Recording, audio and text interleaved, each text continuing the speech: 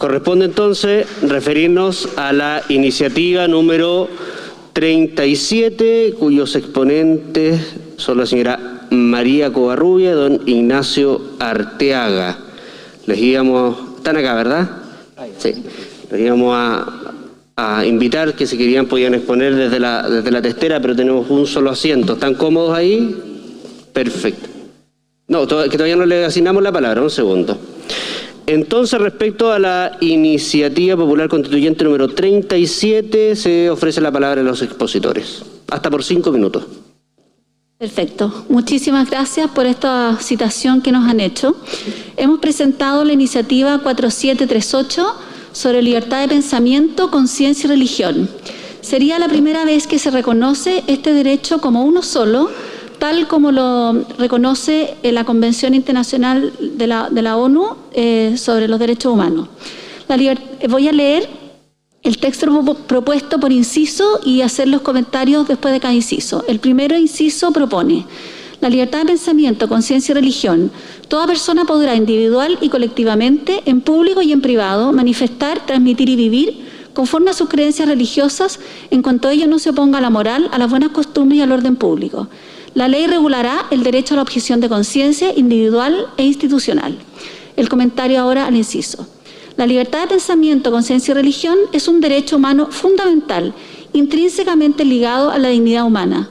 Está reconocido y consagrado en el artículo 18 de la Declaración Universal de los Derechos Humanos y en el artículo 12 de la Convención Americana sobre Derechos Humanos, ambos ratificados por Chile. Es un derecho inalienable e inderogable, uno de los fundamentos de las sociedades libres y plurales, democráticas, inclusivas y no discriminatorias. La protección constitucional de este derecho abarca múltiples dimensiones, ya que se proyecta como un fundamento de las libertades de expresión, reunión, asociación, libertad de enseñanza, libertad laboral, derecho a la objeción de conciencia, derecho a la no discriminación por motivos religiosos, derecho a la constitución y autonomía de asociaciones religiosas e instituciones de beneficencia educacionales, de salud, etc. La objeción de conciencia es una expresión directa y concreta de la libertad de conciencia.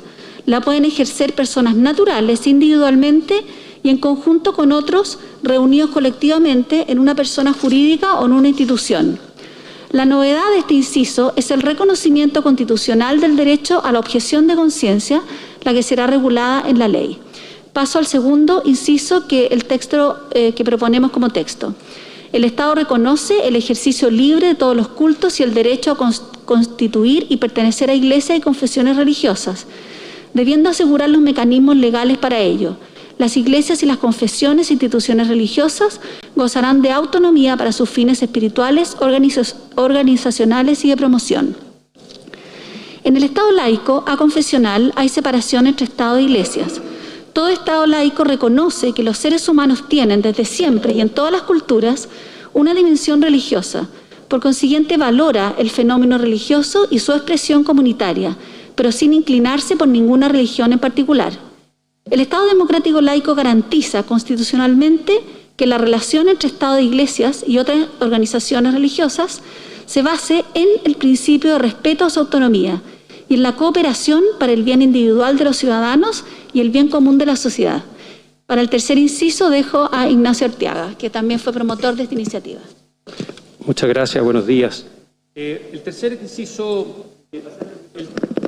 inciso que proponemos es del siguiente tenor. Dice: las iglesias y confesiones religiosas tendrán, respecto a sus instituciones de caridad, asistenciales, hospitalarias y de enseñanza, así como respecto de todos sus bienes, los derechos que le otorgan y reconocen las leyes actualmente en vigor, es decir, se someten a la ley común. La ley establecerá las instancias de cooperación entre el Estado y las iglesias y confesiones religiosas con miras al bien común, cierre de comillas. El fundamento de esto es el siguiente: es que el Estado y las confesiones religiosas no son ni deben ser adversarios, sino que interlocutores y cooperadores, cada uno desde su particular esfera y autonomía, cada uno en el marco de sus propios fines y ámbitos de acción, para promover el desarrollo integral de la persona humana y la paz social. La libertad religiosa no es un freno para el avance social, es un impulso. Para el Estado es un aporte el contar con las labores benéficas y sociales que realizan las instituciones religiosas en las más diversas áreas, las que son una inmensa contribución a la atención de los más necesitados. El cuarto inciso y final que proponemos es del tenor siguiente, comillas. Las iglesias y confesiones religiosas podrán erigir y conservar templos y sus dependencias bajo las condiciones de seguridad e higiene fijadas por las leyes y ordenanzas. Los templos y sus dependencias destinados exclusivamente al servicio de un culto estarán exentos de toda clase de impuestos y contribuciones. Si bien la relación de cada creyente con Dios es personal, la religión se practica en comunidad. Los ritos y las ceremonias religiosas se celebran de...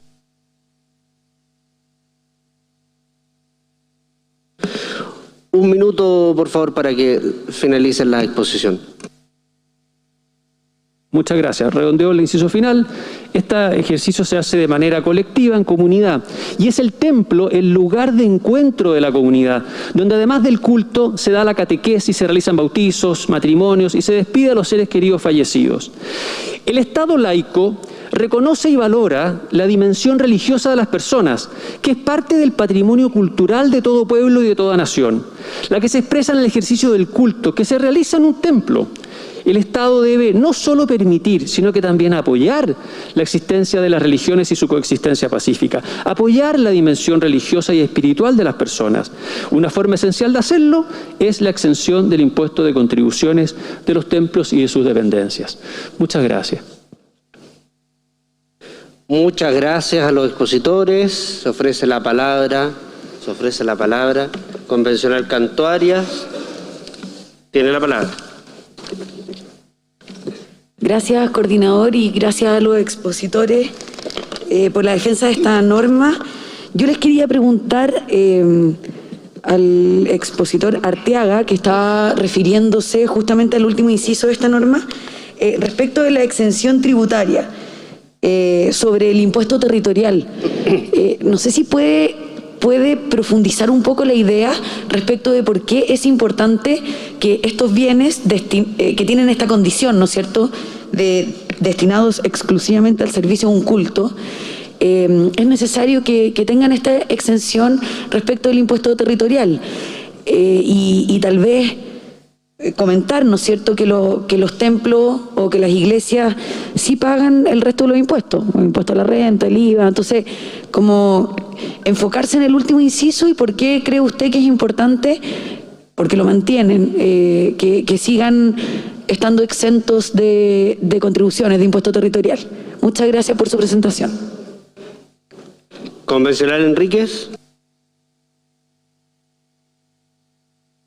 Muchas gracias, coordinador. Un saludo a ambos, coordinador, coordinadora, y a todos los presentes.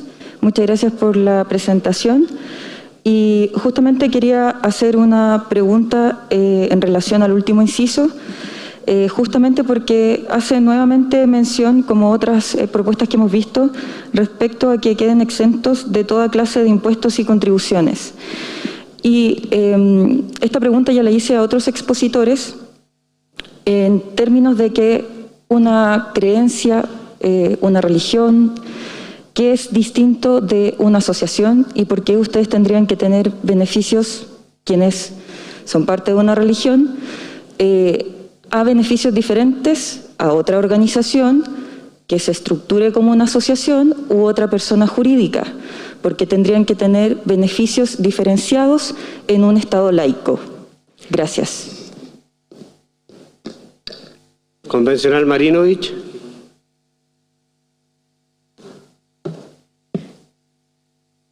Yo no creo que el aborto sea un derecho, pero supuesto que muchas personas piensan eso, me gustaría saber cuál es la opinión de ustedes o cuál es la diferencia que consideran que existe entre el derecho a abortar y el derecho a objetar. Convencional Barceló.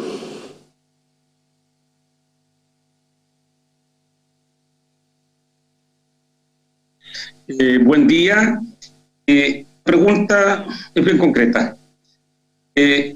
A su juicio, a juicio de los expositores, ¿en qué afecta al culto colectivo, al culto religioso, la fe, a los ritos, tener que pagar los impuestos. Yo no veo una relación entre pago de impuestos y disminución de la intensidad de la fe, afectación de la libertad de culto. Me gustaría que me explicara más profundamente eso, por favor. Gracias. Convencional Hurtado. Buenos días, gracias a los expositores, ¿cierto? Porque pareciera que lo que vienen a exponer para algunos es pasado de moda, pero me parece excelente que haya personas que todavía defiendan la libertad religiosa de conciencia y de culto. Él hablaba de que si bien en Chile tenemos, ¿cierto?, esta separación de Estado e Iglesia, pero hablaba respecto a que somos un Estado laico, pero me gustaría que hiciera él la diferencia entre Estado laico y laicismo, porque en Francia finalmente se ha aprobado, se ha optado por esta expresión o esta determinación más laicista, que finalmente ha terminado con poca tolerancia y censura a los credos en espacios comunes. Me gustaría saber si él cree que el Estado tiene que ser laico o laicista y cuál es la importancia de mantenerlo laico si es que él está por esa postura de que sea laico y no laicista. Muchas gracias. Muchas gracias. Convencional Meneses. Gracias. Saludar a los expositores. Muy breve, me gustaría que pudieran profundizar sobre por qué a su juicio las iglesias necesitan beneficios tributarios para cumplir con sus fines religiosos. Si pudiera explicar cuál es ese vínculo que hacen ustedes en su propuesta. Gracias. Convencional Montalegre.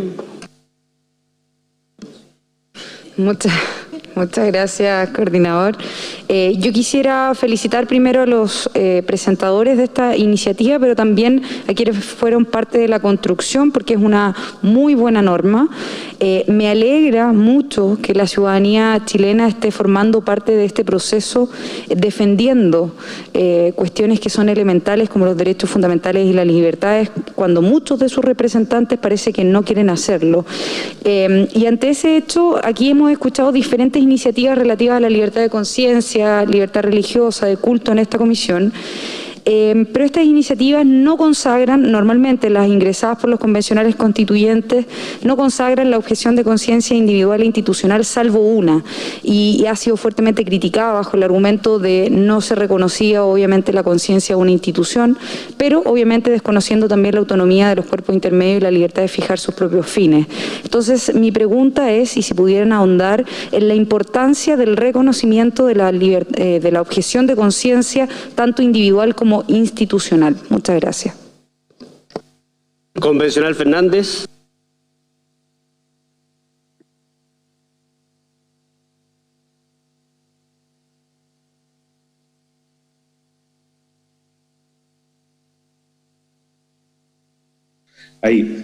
Buenos días a todos y a todas. Solamente un pequeño comentario para que no queden dando vueltas ambigüedades falsas, como lo que dijo Ruth Hurtado. No he escuchado a nadie en esta convención negar la libertad de conciencia y religión y pensamiento. Acaba de decir ella, felicitar al expositor, porque había quienes aquí lo discutían. No he escuchado a nadie todavía hacerlo. Gracias. Muchísimas gracias. Los expositores tienen la palabra hasta por 3 minutos, por favor, dirigirse a las preguntas centrales a efectos de que puedan cumplir con el tiempo. Tienen la palabra. Muchas gracias. El impuesto territorial, las contribuciones son de por sí un impuesto súper discutido. Es muy discutido este impuesto, ya que es un impuesto muy regresivo e injusto, ya que grava al patrimonio. No grava un ingreso como el impuesto a la renta que grava el ingreso o a la herencia que se recibió como herencia. No grava una transacción comercial como el IVA, grava al patrimonio. De manera que por el solo transcurso del tiempo, mediante su aplicación, el Estado se va haciendo dueño de ese patrimonio. Pensemos en los jubilados, cuyo patrimonio en definitiva es su casa. Ellos ya no generan ingresos como jubilados y deben pagar las contribuciones de su casa. Y al no poder hacerlo, su casa sale a remate. En este sentido, es un impuesto bien injusto. No olvidemos que el dinero con que compraron la casa inicialmente sí pagó todos los impuestos. Entonces es un impuesto expropiatorio y por eso es que existen múltiples excepciones a su aplicación en favor de múltiples instituciones, básicamente aquellas que no tienen fines de lucro y que generan un valor social, que contribuyen al bien de la sociedad. Me pregunto, ¿no será mucho ya cobrar impuestos incluso para poder rezar en los templos? No estamos pidiendo que el Estado mantenga los templos, sino que sencillamente no aplique un impuesto territorial de contribuciones que es del todo injusto, que lo único que hace con el paso del tiempo es expropiar un patrimonio que ya pagó impuestos. Recordemos que esta exención fue resultado de una negociación en su momento en el año 25. Bien, los templos están abiertos a la comunidad. ¿Qué son los templos? A cualquier persona que quiere acudir a ellos, pertenezca o no a esa religión. Los templos no son lugares de lucro, sino que de encuentro comunitario y de oración. En la práctica, si se llegara a aplicar contribuciones a los templos y sus dependencias, las comunidades no podrán mantenerlos. Muchos deberán cerrar, saldrán a remate por no pago de contribuciones y las comunidades religiosas irán desapareciendo. Pensemos, por ejemplo, en aquellos pequeños templos evangélicos, en aquellas pequeñas capillas rurales, pensemos en aquellas pequeñas comunidades alejadas y con pocos recursos. Gravar en los templos religiosos y sus dependencias implicaría dejarlas en una situación muy vulnerable en la cual les iría siendo cada vez más difícil cumplir con su fin y desarrollar su labor pastoral y social. Insisto, ¿no será mucho cobrar impuestos para poder rezar en el templo? Las iglesias y las confesiones religiosas son instituciones sin fines de lucro. Gravar con contribuciones a los templos y sus dependencias sería dar un golpe a la subsistencia y con ello un golpe a la expresión del fenómeno religioso y con ello un golpe a la libertad de pensamiento, conciencia y religión. Ella sería un obstáculo de tal magnitud, a mi juicio, que haría que esta libertad quedaría bastante como letra muerta. Una cosa es las iglesias que sí pagan impuestos, 30 segundos para que cierre su idea, expositor. Muy cortito. Una cosa son las iglesias como tales, que si tienen ingresos pagan impuesto a la renta, que si hay una transacción comercial pagan IVA, y otra cosa es el templo como tal. ¿Y cuál es la diferencia con otras asociaciones? Está bien, el derecho de asociación tiene una regulación por sí, pero cada asociación tiene un fin específico distinto que amerita un tratamiento y una regulación distinta. En este sentido, si queremos reconocer el fenómeno religioso y apoyarlo, una forma concreta es no aplicar este impuesto expropiatorio. Muchísimas gracias a los expositores. Es deber también de esta coordinación dejar en claro cuáles son las temáticas que se están debatiendo. No hay ninguna sola propuesta, y esto porque quede muy claro en la opinión pública, que esté proponiendo, valga la redundancia, pagar impuestos por rezar. Eso es muy importante que lo tengamos presente. Muchísimas gracias por su exposición. Muchas gracias, y me refería a eso. Muchísimas gracias por su exposición. En el templo donde se reza. Muchísimas gracias.